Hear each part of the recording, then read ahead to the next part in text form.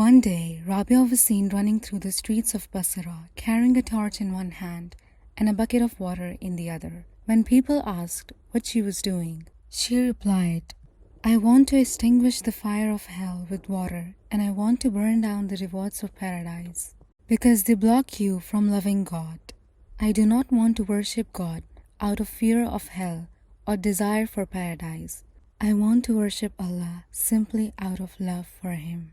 Rabia Basri is widely considered as one of the most important early Sufis who introduced the idea that God should be loved for His own sake.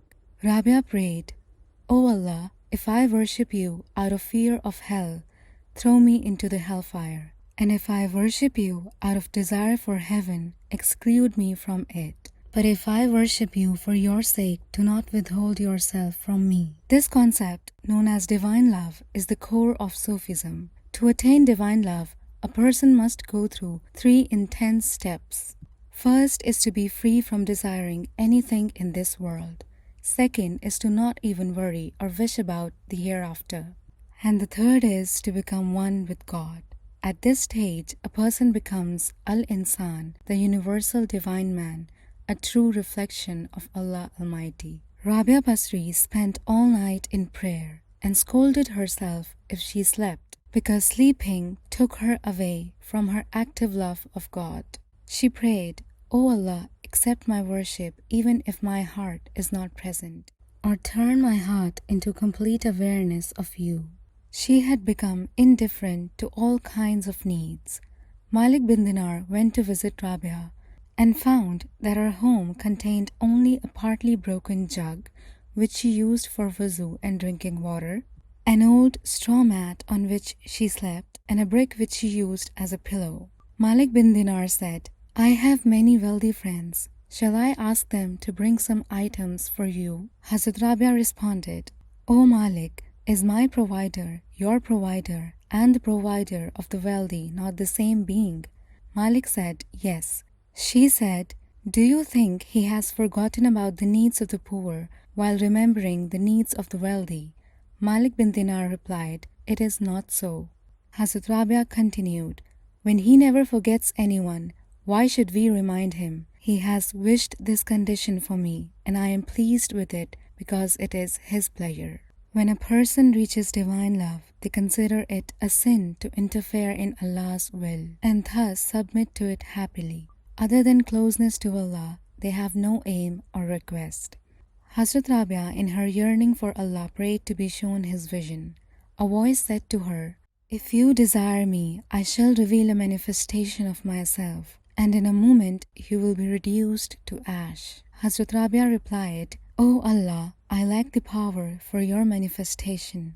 I wish for the rank of Faqr." The voice said, "O Rabia, Faqr is the famine of my worth. We have reserved it exclusively for those men who have completely reached us. There remains not even a distance of a hair between them and us. At that juncture we rebuff them and distance them from our proximity. Despite this, they do not lose hope in us. They again commence their journey towards us. While this is their condition, you are still wrapped in the wheels of time. As long as you are with the folds of these veils and have not entered into our path with a true heart, it is improper for you to even mention Faqr."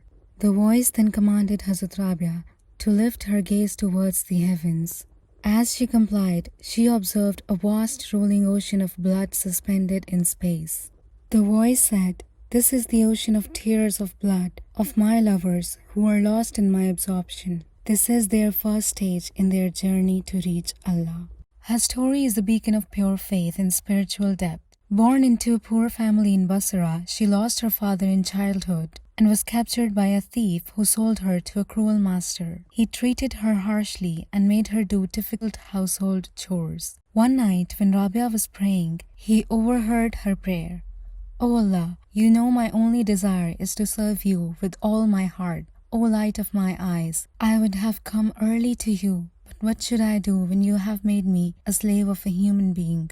The master saw a bright light surrounding Rabia and was so moved by the incident that he questioned how could he enslave such a devoted servant of Allah. He freed her the next day. She traveled to Kufa, a hub of Islamic knowledge and Sufism, and met with famous scholars and mystics of her time. Among them was Hassan Basra, the Emir of Basra, who was inspired by her wisdom and piety and offered to marry her. She responded, I am occupied with 4 concerns. If you can remove these worries from me, I shall marry you. Tell me, will I die with Iman? On the day of Qiyamah, will my record of deeds be given in my right or left hand? On the day of Qiyamah, will I be among the people of the right side or the left side? When people cross the thin bridge over the fire of hell, will I be able to cross it or fall down? Hassan said he could not provide assurance regarding these matters. She replied, a woman who has these many concerns has no time for a husband.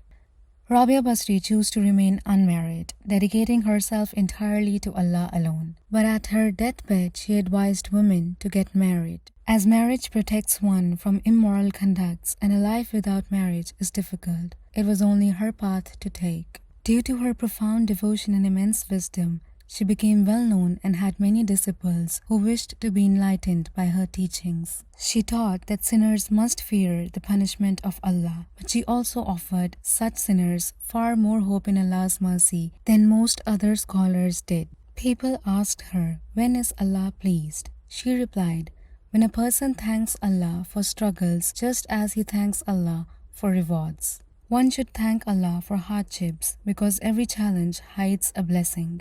She preferred pain over joy because pain is the path that leads to Allah. She remained consistently ill throughout her life, and if she seemed well on any day, she would ask Allah, "O Allah, are you upset with me that you did not make me ill? When I am ill, I remember you more deeply, and I cry in front of you, and I am more closer to you in my bad days. When I am well, I do not remember you the way I do in my tough days." Her thoughts, her worries, all revolved around her love of Allah. She cried day and night. When asked the reason for her constant crying, Hazrat Rabia said, "I fear separation from Allah. I fear that at time of death, I may be rejected and it be announced, 'You do not deserve to be in our presence.'" People asked, "Do you hate the devil?" She replied, "My heart is filled with so much love for Allah that there is no space for hate or love for anything else."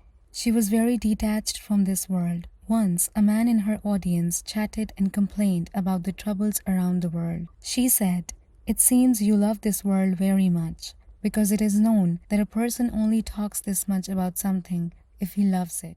She was deeply inclined to seek the blessings of the Prophet Muhammad, peace be upon him. She prayed 1,000 nafal prayers in a day, and when people inquired why she did so, she answered, "I do this so Prophet Muhammad, peace be upon him, could be happy with me and tell other prophets about his ummah, that he has people in his ummah who have such devotion to the religion of the Prophet Muhammad, peace be upon him." The story and teachings of Rabia Basri are a true inspiration for devoted hearts seeking divine love.